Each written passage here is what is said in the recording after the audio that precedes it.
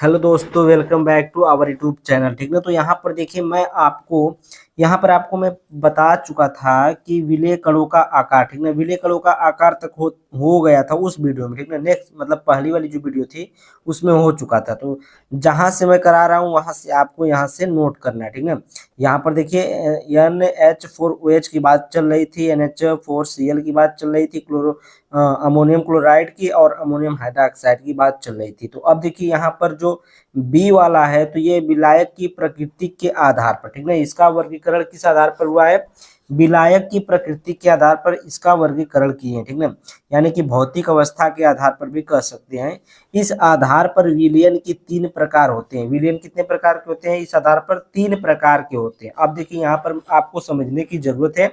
ठीक है। तो यहाँ पर मैं आपको बहुत ही अच्छे से समझाऊंगा और आपको बहुत ही अच्छे से समझ लेना है। कुछ बच्चे कमेंट कर रहे हैं कि सर आप थोड़ा सा मतलब स्लो मोशन में चलिए, बहुत तेजी से बोलते हैं।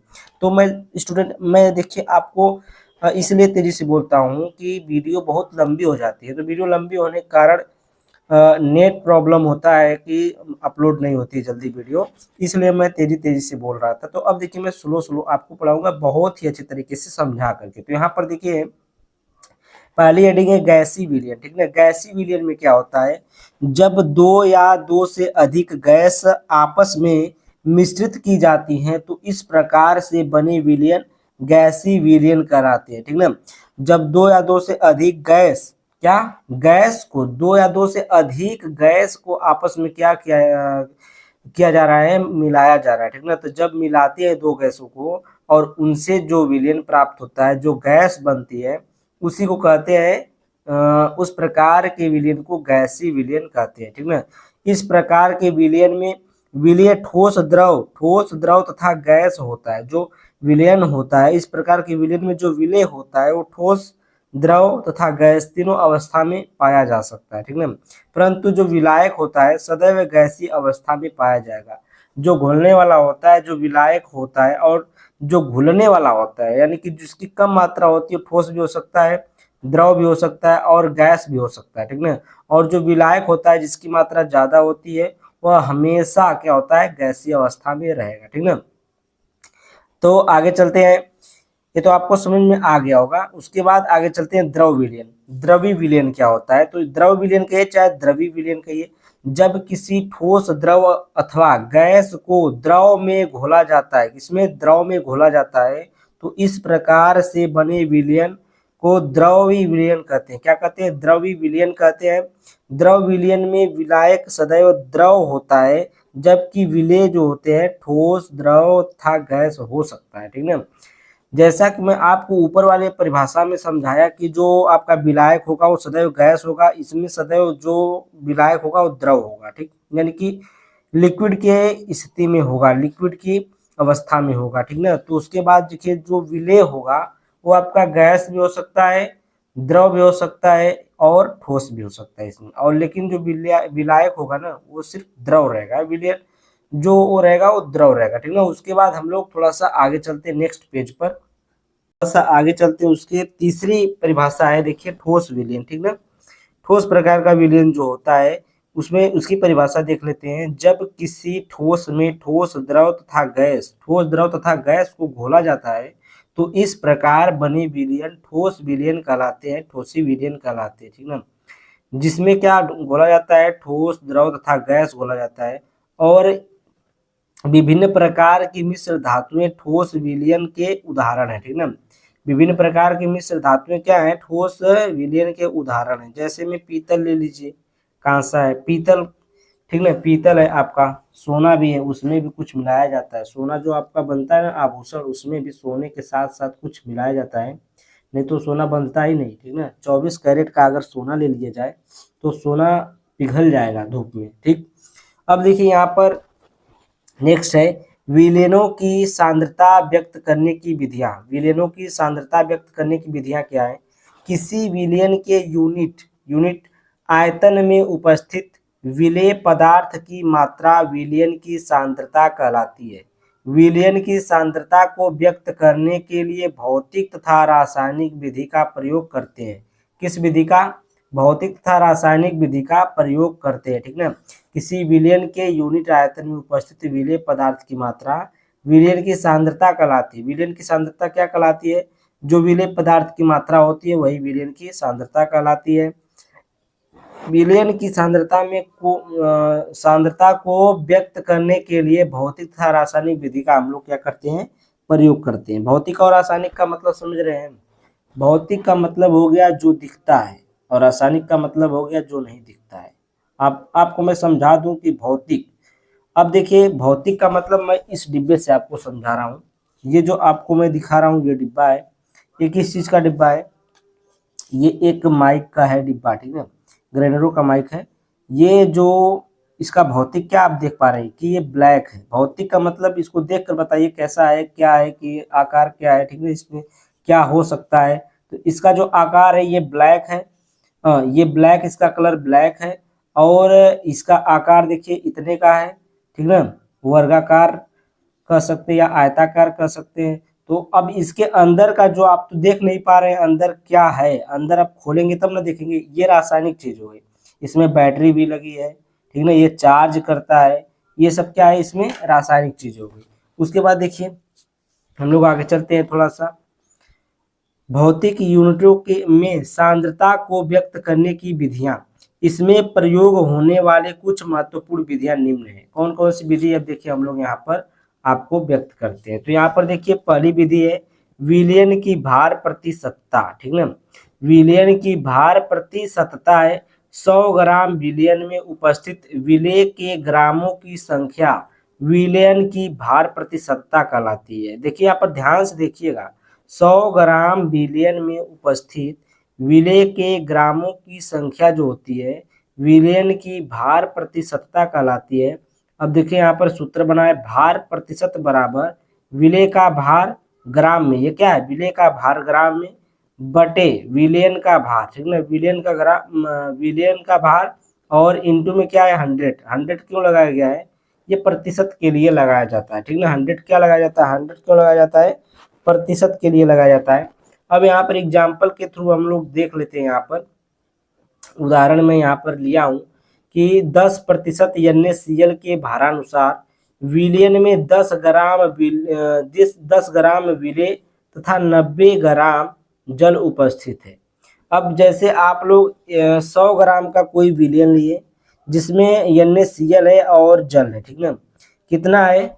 देखिए यहाँ पर लिखा है कि 10% NaCl के भारानुसार जो है इसमें बताया जा रहा है। तो आप लोग को समझने की यहाँ पर जरूरत है कि 10% पहले ही बता दिया, तो इसमें NaCl की मात्रा कितना होगी?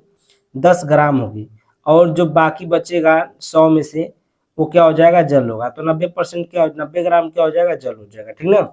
दूसरी हेडिंग है यहाँ पर विलयन की आयतन प्रतिशतता। विलयन की आयतन प्रतिशतता है, तो विलयन की आयतन प्रतिशतता मैं आपको बता दूं, किसी विलयन के 100 ml आयतन में उपस्थित विलेय की मिली लीटरों की संख्या जो होती है विलयन की आयतन प्रतिशतता कहलाती है, ठीक ना। मिलीलीटरों की संख्या जो होती है वही क्या कहलाती है? विलयन की आयतन प्रतिशतता कहलाती है। मैं आपको इसमें दिखा दे रहा हूँ, ठीक ना। संख्या को हम क्या कहते हैं? विलयन की आयतन प्रतिशतता कहते हैं, ठीक ना। फिर देखिए आयतन प्रतिशत बराबर ये सूत्र यहाँ पर बना है विलेय का आयतन ml में, ठीक ना। विलेय का आयतन किसमें? ml में बटे में विलयन का आयतन किसमें? ml में। अगर ऊपर वाला ml में है तो नीचे वाला भी ml में होगा। इंटू में 100 आप जानते हैं क्यों लगते हैं? प्रतिशत के लिए लगता है, ठीक ना। उदाहरण के लिए हम देखिए यहाँ पर लिए हैं कि 25% एथिल एल्कोहल के जली विलयन से तात्पर्य यह है कि 100 ml विलयन में 25 ml विलेय क्या है? C2H5OH तथा 75 ml क्या है? जल उपस्थित है। यानी कि कोई 100 ग्राम लिया गया है, एल्कोहल और जल की मात्रा है, उसमें 25% आपको बता दिया गया है कि एथिल एल्कोहल है, यानी कि शराब है, ठीक ना। शराब की मात्रा कितना है? 25% है। और जो आपका जो बचा हुआ है 75% वो क्या है? आपका जल की मात्रा है, ठीक ना, जल उपस्थित है। अब देखिए यहाँ पर भार आयतन प्रतिशत, भार आयतन प्रतिशतता क्या है? किसी विलयन के 100 ml आयतन में उपस्थित विलेय के ग्राम की संख्या, विलेय के ग्राम की संख्या क्या होती है, विलयन की भार आयतन प्रति सत्ता कहते हैं, उसको हम लोग क्या कहेंगे, भार आयतन प्रति सत्ता कहेंगे। इसका भी फार्मूला आपको मैं दिखाऊंगा अभी कुछ दिन में। इसका भी फार्मूला वही होगा, भार आयतन प्रति सत्ता का, ठीक ना। यहाँ पर देखिए उसी टाइप से बनेगा इसका फार्मूला। उदाहरण के लिए देखिए 0.5% ग्लूकोज के विलयन से तात्पर्य यह है कि 100 ml विलयन में विलेय जो है, विलेय कितना है, 0.5 ग्राम घुला हुआ है, ठीक ना।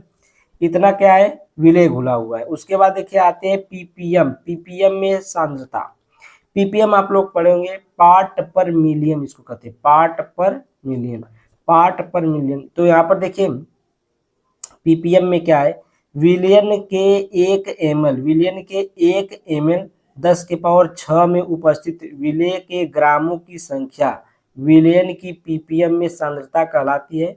विलियन की पीपीएम में क्या कहलाती है, सांद्रता कहलाती है। इसका फार्मूला है पीपीएम की सांद्रता बराबर विलेय की मात्रा ग्राम में बटे विलियन की मात्रा ग्राम में इंटू 10⁶। यहाँ पर लिखा हुआ है 1 ml बराबर होता है 1 ml इंटू 10⁶ लिखा है। तो यहाँ पर हम लोग 100 से गुणा न करके क्या करेंगे, 10⁶ से गुणा करेंगे, ठीक ना। तो ये हो गया। उसके बाद देख लीजिए यहाँ पर एग्जाम्पल हम लिए हैं। एग्जाम्पल में क्या है, एग्जाम्पल में देखिए उदाहरण है तो 10 ppm NaCl विलयन से तात्पर्य यह है कि विलयन के 10⁶ ग्राम में 10 ग्राम NaCl घुला हुआ है। यानी 10⁶ ग्राम में 10⁶ ग्राम में क्या घुला है, 10 ग्राम खाली NaCl घुला हुआ है। इसका मतलब ये है, ठीक ना। तो आगे चलते हैं हम लोग देर न करते हुए। इसमें देखिए क्या है आगे कि रासायनिक यूनिटों में सांद्रता व्यक्त करने की विधियां। पहला विधि है विलयन की ग्राम प्रति लीटर में सांद्रता। इसको क्या बोलेंगे, ग्राम प्रति लीटर में सांद्रता बोलेंगे। विलयन की ग्राम प्रति लीटर में सांद्रता। किसी विलयन के 1 लीटर आयतन में उपस्थित विलेय के ग्रामों की संख्या विलयन की ग्राम प्रति लीटर, ग्राम ये प्रति है, इसको कहेंगे प्रति, इसको कहेंगे लीटर में सांद्रता कहलाती है, ठीक ना। किसी विलयन के 1 लीटर आयतन में उपस्थित विलेय के ग्रामों की संख्या विलयन की ग्राम प्रति लीटर में सांद्रता कहलाती है। तो यहाँ पर देखिए फार्मूला है ग्राम प्रति लीटर में सांद्रता बराबर विलेय की ग्राम में मात्रा बटे विलयन का आयतन लीटर में, विलयन का आयतन लीटर में, ठीक ना। तो ये देखिए 5 ग्राम प्रति लीटर विलयन से तात्पर्य यह है कि 1 लीटर विलयन में 5 ग्राम विलेय घुला हुआ है, ठीक ना। 1 लीटर विलयन में क्या घुला है, 5 ग्राम सिर्फ विलेय घुला हुआ है। तो यहाँ पर देखिए लिखा गया है 5 ग्राम प्रति लीटर, यानी कि प्रति लीटर का मतलब होता है कि अगर कितना भी लीटर है प्रत्येक लीटर में 5 ग्राम, ठीक, चाहे 2 लीटर हो चाहे 3 लीटर हो, तो 2 लीटर में 10 ग्राम हो जाएगा। यानी कि 1 लीटर में 5 ग्राम, तो 2 लीटर में 10 ग्राम, 3 लीटर में 15 ग्राम क्या घुला है, विलेय घुला है, कोई चीनी घुला है या नमक घुला हो, ठीक। उसके बाद देखिए आते हैं नार्मलता पर।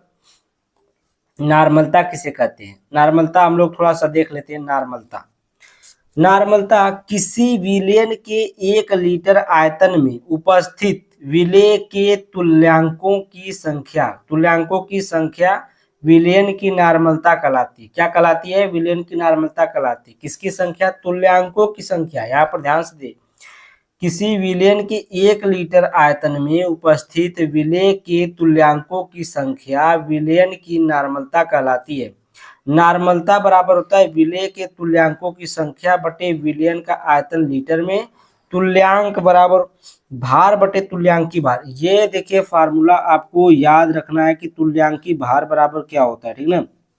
यहाँ पर देखिए तुल्यांकी भार का मैं फार्मूला को यहाँ पर इसको मैं अंडरलाइन कर देता हूँ।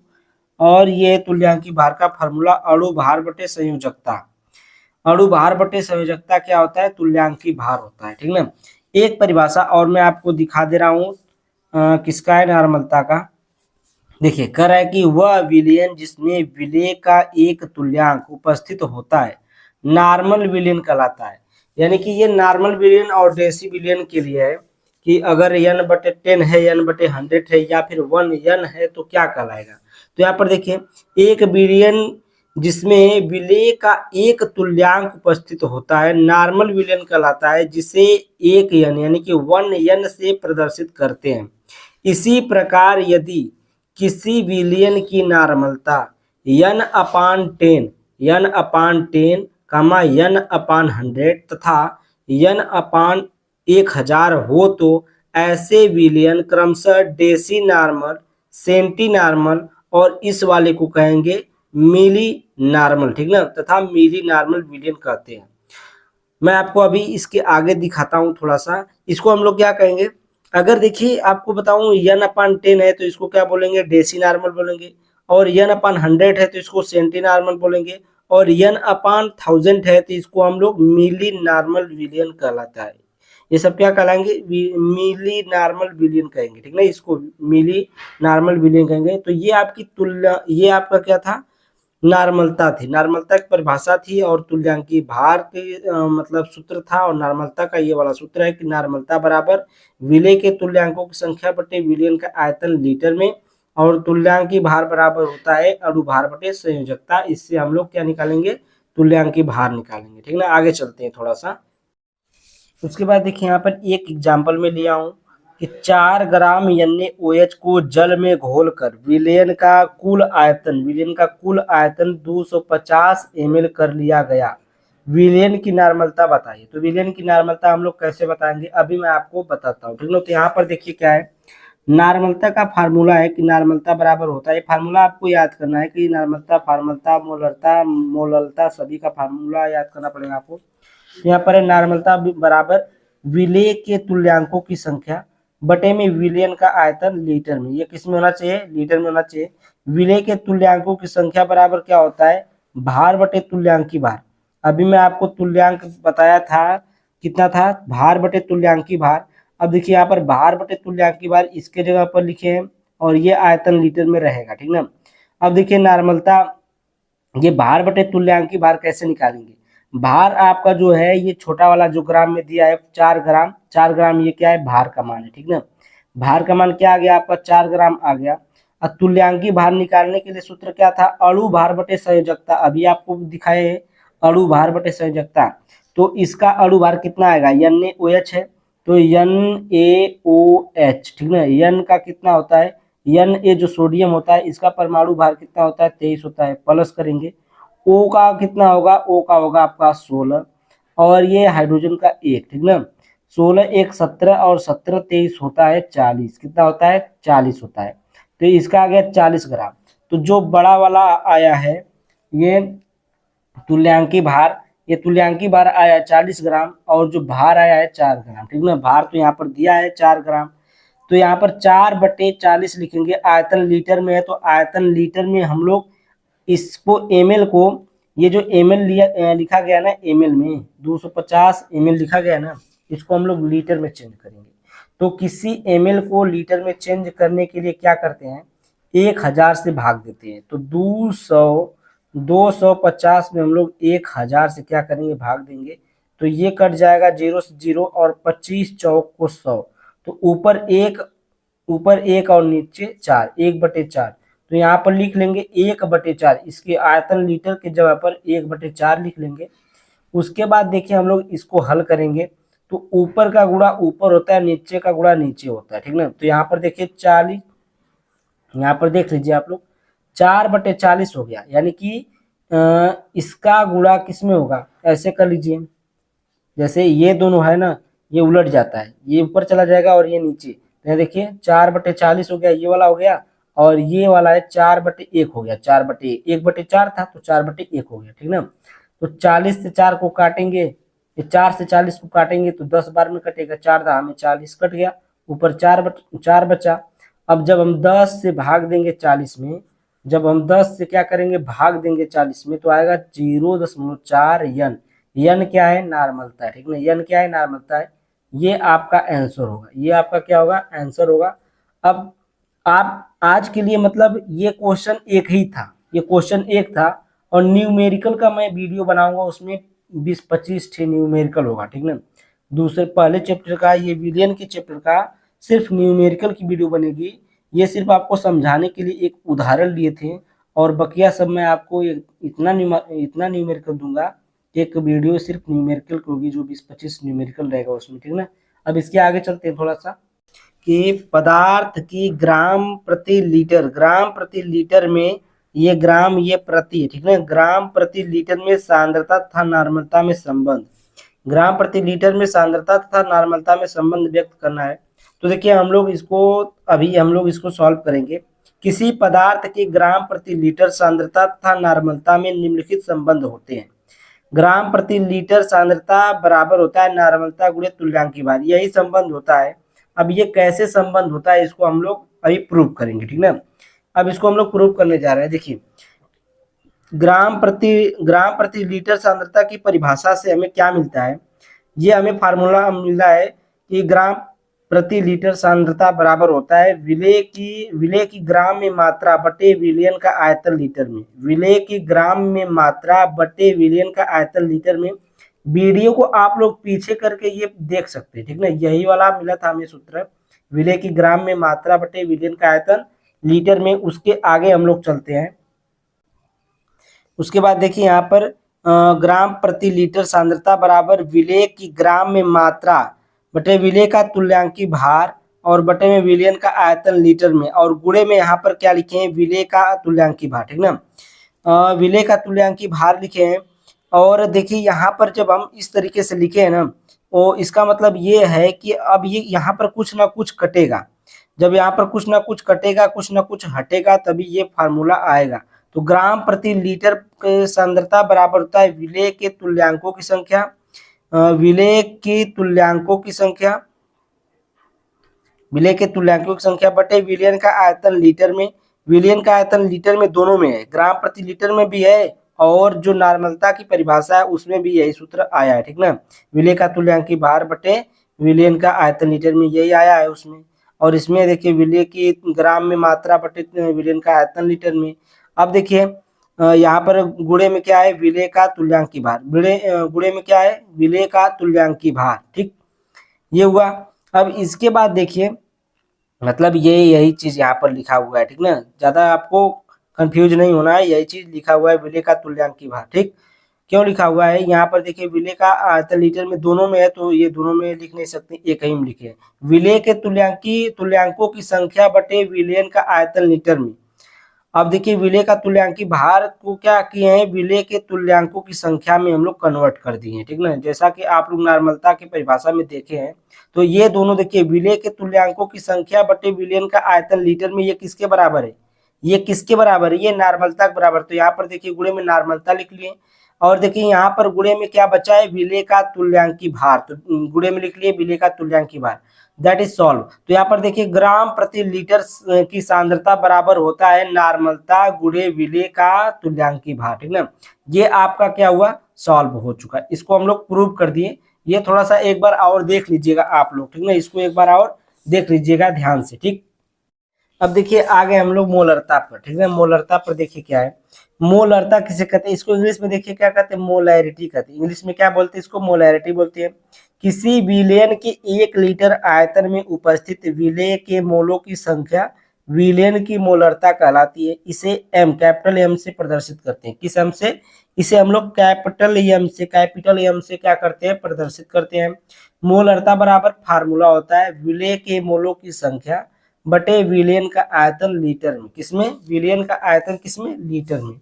अब देखिए मोलरता बराबर क्या होता है, जो विलेय के मोलों की संख्या है इसके बराबर होता है विलेय का भार बटे विलेय का अणु भार, ठीक ना, इसके बराबर होता है, इसके विलेय के मोलों की संख्या के बराबर होता है विलेय का भार बटे विलेय का अणु भार, और नीचे का उसी तरह रहेगा विलयन का आयतन लीटर में, ठीक। अब देखिए वह विलयन जिसमें, ये आपका फार्मूला अगर आपको उस प्रकार का फार्मूला चाहिए तो वैसा भी मिल जाएगा, जैसे कि आपको जैसे यहाँ पर W, स्मॉल w बटे स्मॉल w बटे यहाँ पर क्या हो जाएगा, स्मॉल एम हो जाएगा, स्मॉल एम बटे में आपका यही चीज रहेगा, ठीक ना, विलयन का आयतन लीटर में हो जाएगा फार्मूला इसका। और हम लोग बताएंगे जब हम क्या कराएंगे उसको, जब न्यूमेरिकल कराएंगे ना आप लोग को, तो बहुत ही अच्छे तरीके से हम लोग इसको क्या करेंगे, सॉल्व करेंगे फार्मूला पर। अब देखिए यहाँ पर वह विलयन जिसमें विलेय का एक मोल घुला होता है उसे हम लोग क्या कहते हैं, यहाँ पर देखिए उसे है, ठीक ना, उसे मोलर विलयन कहते हैं। उसे क्या कहते हैं, मोलर विलयन कहते हैं। इसे एक यम से प्रदर्शित करते हैं। इसी प्रकार वे विलयन जिनकी मोलरता क्रमशः यम अपान 10, यम अपान 100 तथा यम अपान 1000 यानी कि 1000 है, वे विलयन क्रमशः डेसीमोलर, सेंटीमोलर और मिलीमोलर कहलाते हैं। क्या कहलाते हैं, मिलीमोलर, देखिए इसमें लिखा नहीं है, मिलीमोलर विलयन कहलाते हैं, ठीक ना, मिलीमोलर विलयन कहलाते हैं। तो यहाँ पर एक आपको यहाँ पर एक क्वेश्चन दिया जा रहा है। क्वेश्चन देखिए यहाँ पर है कि 120 ग्राम NaOH की मोलों की संख्या ज्ञात कीजिए। 120 ग्राम NaOH की मोलों की संख्या ज्ञात कीजिए। जहाँ पर देखिए NaOH के अणुभार यहाँ पर दिए गए हैं, ठीक ना। Na का जो अणुभार होता है 23 होता है, ऑक्सीजन का होता है 16 और हाइड्रोजन का 1 होता है। तो आपको ये क्वेश्चन का सॉल्व करके आंसर हमें कमेंट में बताना है, ठीक ना, कि आंसर कितना आएगा। तो मैं आप लोग को ये क्वेश्चन बता दूंगा अगर नहीं आएगा तो, ठीक। तो आज के लिए इतना ही। Thank you, bye bye for watching my video. और इसी तरीके से बने रहिए आप लोग मेरे वीडियो चैनल पर, और चैनल को सब्सक्राइब कर दीजिएगा, ठीक ना, क्योंकि ऐसी ऐसी वीडियो आपको मिलती रहेगी, रोज केमिस्ट्री की वीडियो। और अब मैं मैथ का भी बनाने वाला हूँ जल्द ही। Thank you, bye bye for watching my video.